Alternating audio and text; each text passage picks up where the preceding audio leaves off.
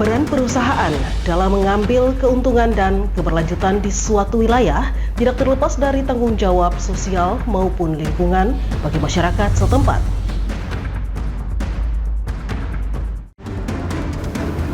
KPUD Bovendigul resmi menetapkan 4 pasangan calon bupati dan wakil bupati untuk Pilkada 2024.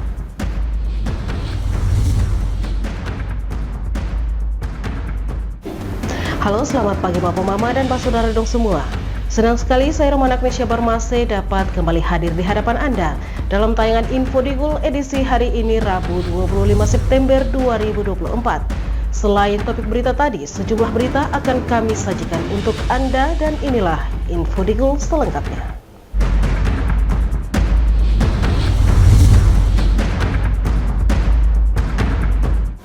Kita ke berita yang pertama. Peran perusahaan dalam mengambil keuntungan dan keberlanjutan di suatu wilayah tidak terlepas dari tanggung jawab sosial maupun lingkungan bagi masyarakat setempat. Hal ini diatur berdasarkan Peraturan Menteri Sosial Republik Indonesia Nomor 9 Tahun 2020 tentang tanggung jawab sosial dan lingkungan perusahaan. Pada acara penutupan kegiatan rapat koordinasi pembahasan Permensos Nomor 9 Tahun 2020 tentang tanggung jawab sosial dan lingkungan atau TJSL, Asisten 2 Bidang Ekonomi dan Pemerintahan Setda Bovendigul, Fahrudin Isnanto, menyinggung soal peran dan kontribusi perusahaan terhadap masyarakat sekitar. Menurutnya, peran perusahaan dalam mengambil keuntungan dan keberlanjutan di suatu wilayah tertentu tidak terlepas dari tanggung jawab sosial dan lingkungan masyarakat setempat. Bersyukur kepada Tuhan Yang Maha Kuasa, di mana pada siang ini kita sudah mengikuti serangkaian kegiatan dalam acara rapat koordinasi pemaparan singkat materi Permensos Nomor 9 Tahun 2020 tentang CSR, TJSR, dan FBD tentang pengelolaan dana CSR atau TJSR. Terima kasih kepada narasumber materi yang sudah semangatnya luar biasa memberikan sosialisasi ini. Mudah-mudahan kita bisa menerima dengan baik dan bisa dilaksanakan di lapangan. Karena sebenarnya ada dua filosofi yang penting tentang CSR ini. Yang pertama adalah bagaimana perusahaan, corporate, persektor, apapun nama itu yang hadir, dia bisa mendapatkan keuntungan dan keberlanjutan.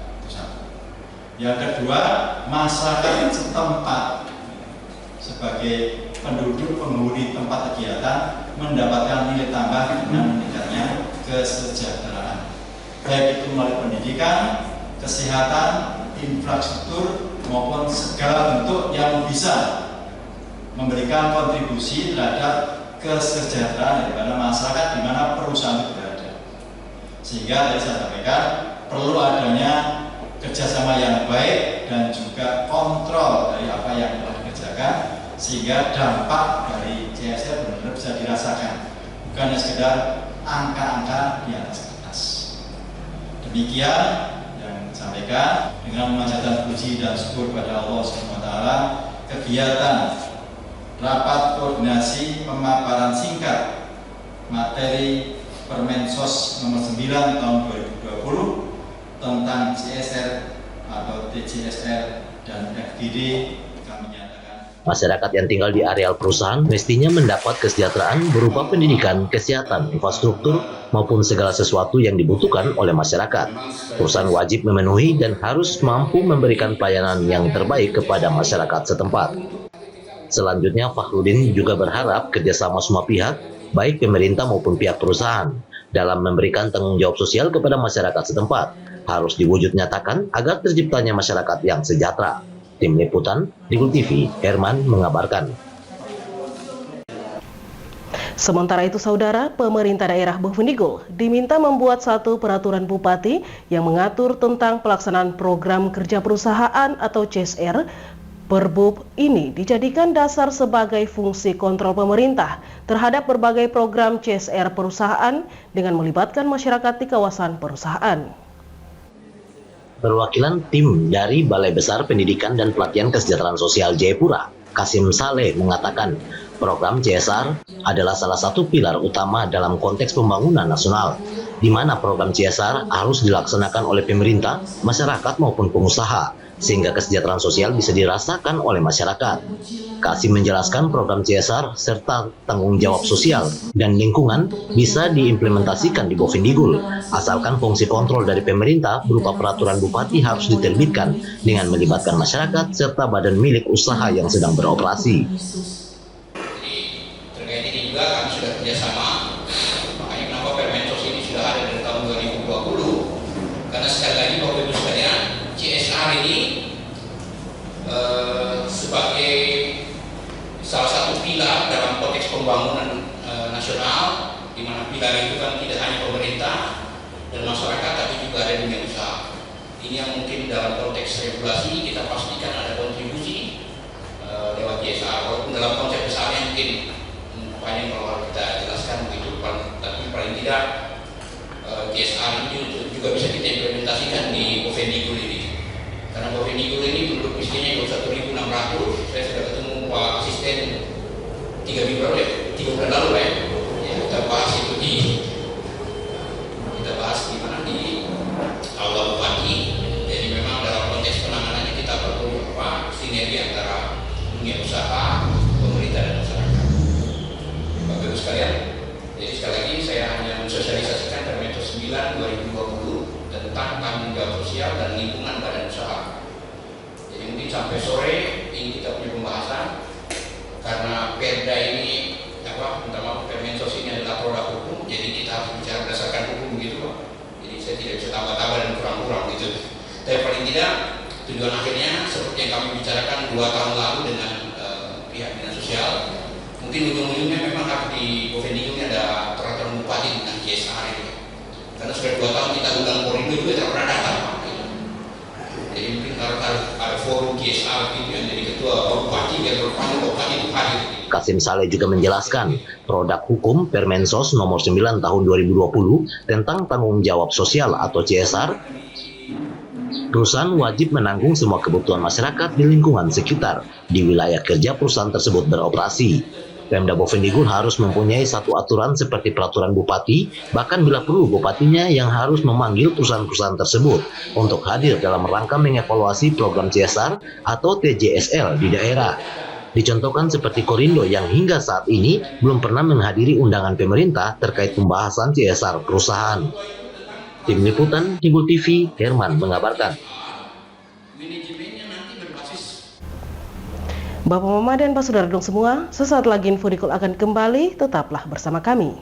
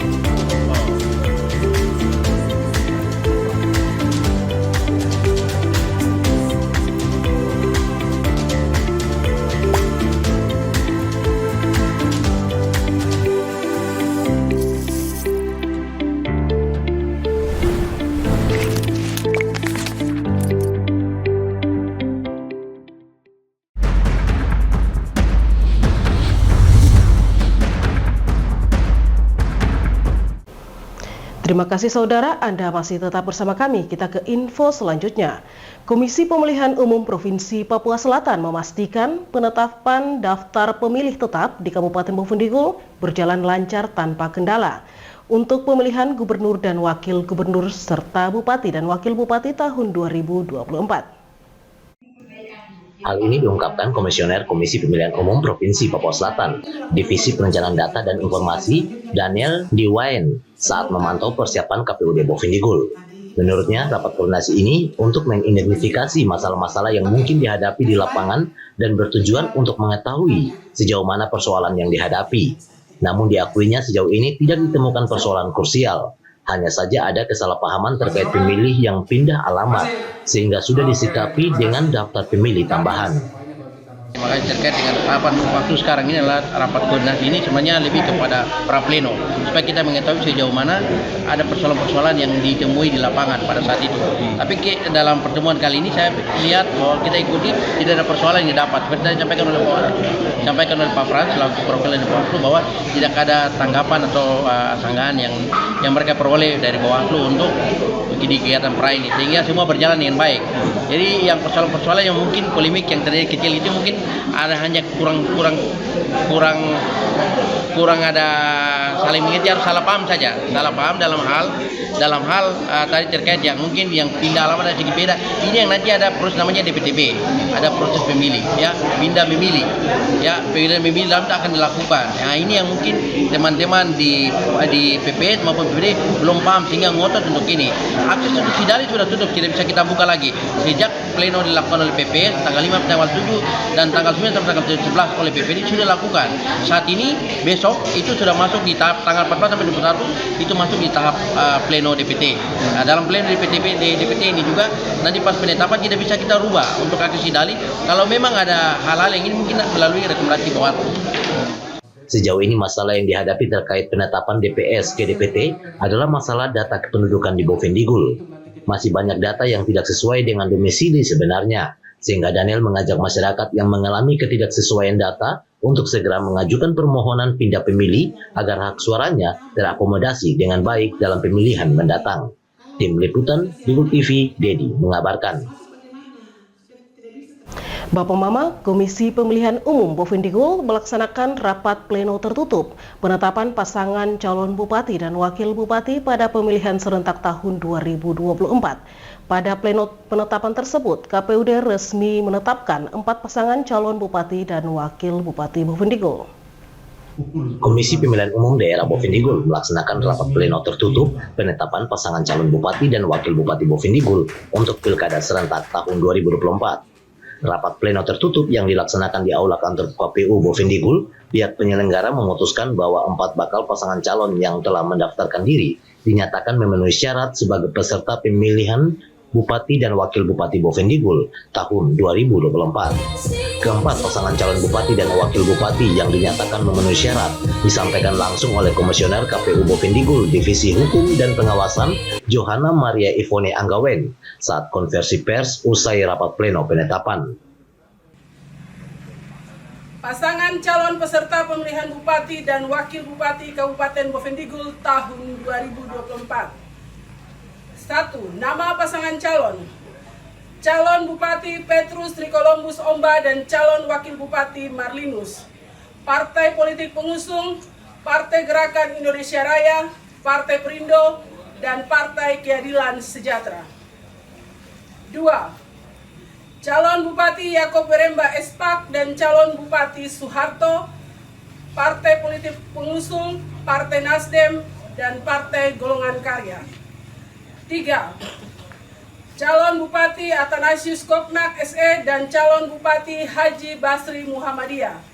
Partai politik pengusul, Partai Demokrasi Indonesia Perjuangan, Partai Persatuan Pembangunan, Partai Kebangkitan Bangsa.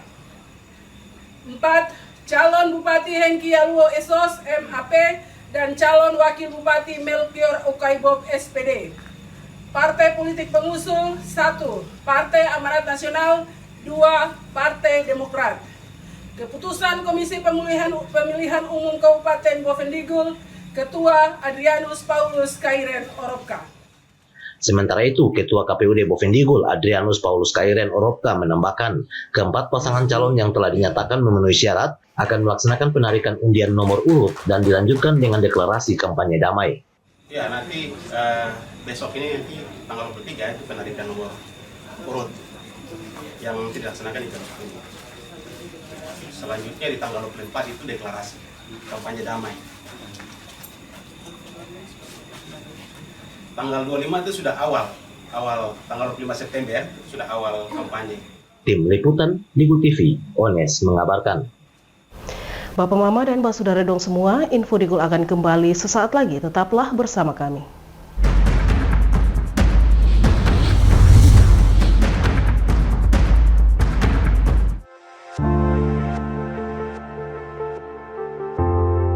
Dunia terasa asing.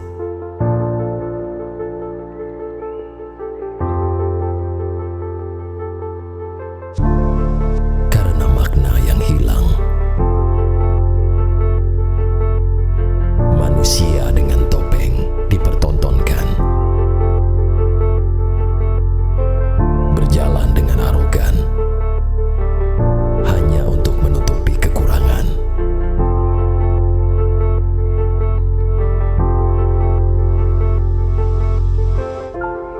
Hilang sudah jati diri sebenarnya.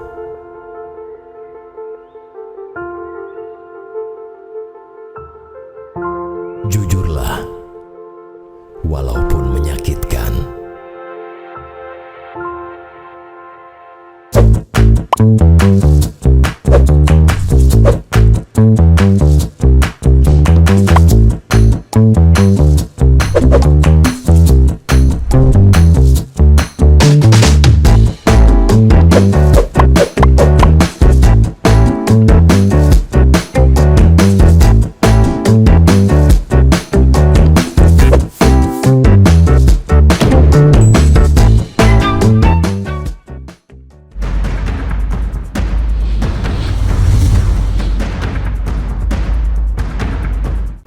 Terima kasih saudara, Anda masih bersama kami. Penambahan tempat pemungutan suara atau TPS bukan disebabkan karena peningkatan jumlah daftar pemilih tetap, melainkan penambahan ini dilakukan untuk mengatasi kelebihan jumlah pemilih yang terdaftar di masing-masing TPS. Keputusan untuk menambah jumlah tempat pemungutan suara dilakukan pihak penyelenggara karena beberapa TPS dinilai melebihi kapasitas ideal. Pertimbangan inilah penambahan bilik suara dilakukan untuk memastikan proses pemungutan suara berjalan lancar. Hal ini disampaikan Ketua KPUD Bovendigul Adrianus Paulus Kairen Oropka. Menurutnya, keputusan ini diambil setelah melakukan pengamatan dan evaluasi terhadap kondisi di lapangan.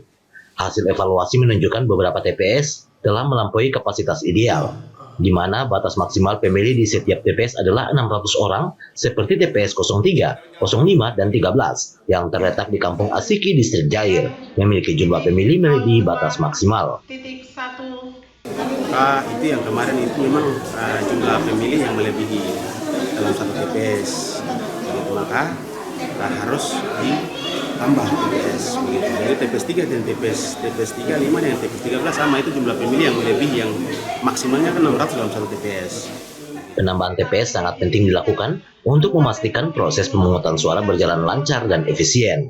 Penambahan ini tidak hanya dipengaruhi oleh lokasi yang sulit dijangkau, tetapi lebih kepada jumlah pemilih yang melampaui kapasitas. Dengan penambahan TPS ini, KPU Bovendigul berharap pemilu mendatang bisa berjalan lancar dan mengoptimalkan pelaksanaan pemilu di tengah meningkatkan partisipasi masyarakat dalam Pilkada 27 November. Tim Liputan Digul TV, Dedi mengabarkan. Saudara, KPUD Bovendigul kembali memberikan pemahaman mengenai mekanisme pindah memilih untuk Pilkada 2024. Pemilih yang memiliki alamat domisili di luar Bovendigul, namun terdaftar di salah satu kabupaten dalam Provinsi Papua Selatan, hanya akan memilih hak suara untuk pemilihan gubernur dan wakil gubernur. Ketua KPUD Bovendigul Adrianus Paulus Kairen Oropka kembali memberikan pemahaman mengenai mekanisme pindah memilih untuk Pilkada 2024. Pemilih yang memiliki alamat domisili di luar Bovendigul namun terdaftar di salah satu kabupaten dalam Provinsi Papua Selatan hanya akan memiliki hak suara untuk pemilihan gubernur dan wakil gubernur. Dicontohkannya, Pemilih yang memiliki KTP Merauke tetapi bertugas di Kabupaten Bovendigul hanya bisa memilih gubernur dan wakil gubernur. Sementara untuk memilih bupati dan wakil bupati, pemilih bersangkutan tersebut wajib mengurus surat rekomendasi dari daftar pemilih tetap atau DPT asalnya. Jadi untuk pindah memilih ini kan itu ada dia punya mekanisme begitu. Jadi tidak bisa contoh dalam pemilihan gubernur ini di sini kan dari Kabupaten Merauke dia datang dia pindah di sini, dia KTP-nya Merauke. Terus dia tugasnya di sini otomatis dia hanya karena tugas jadi nanti dia hanya bisa memilih itu gubernur dengan wakil gubernur. Kalau bupati dan wakil bupati tidak bisa. Dia nanti dia urus surat pindah memilihnya itu di DPT asalnya. DPT asal itu di Merauke. Dia urus petugas yang ada di Merauke, baik KPU ataupun petugas PPS yang ada di sana, baru surat itu nanti dibawa ke sini. Pemilih yang memiliki KTP Bovendigul tetapi terdaftar di DPT Merauke harus kembali ke Merauke untuk memberikan suaranya dalam pemilihan bupati dan wakil bupati. Hal ini terjadi karena kemungkinan pemindahan belum divalidasi, sehingga pada waktu pencoblosan nantinya, pemilih tersebut hanya dapat menerima surat suara untuk pemilihan gubernur dan wakil gubernur. Ketua KPUD berharap masyarakat dapat memahami mekanisme yang berlaku sehingga tidak terjadi kebingungan saat pelaksanaan pemilihan. Tim Liputan Digul TV, Dedi mengabarkan. Bapak Mama dan Pak Saudara dong semua, dengan berakhirnya informasi tadi, sekaligus mengakhiri perjumpaan kita dalam Info Digul pagi ini. Terima kasih atas kebersamaan Anda dan terimalah salam persaudaraan kita. Nuk bagen, gup bagenep, nuk bagen. Saya ada karena kamu ada karena saya ada. Saya Roman Agnesia Bermase, mewakili seluruh kerabat redaksi yang bertugas, mohon pamit undur diri. Selamat pagi dan sampai jumpa.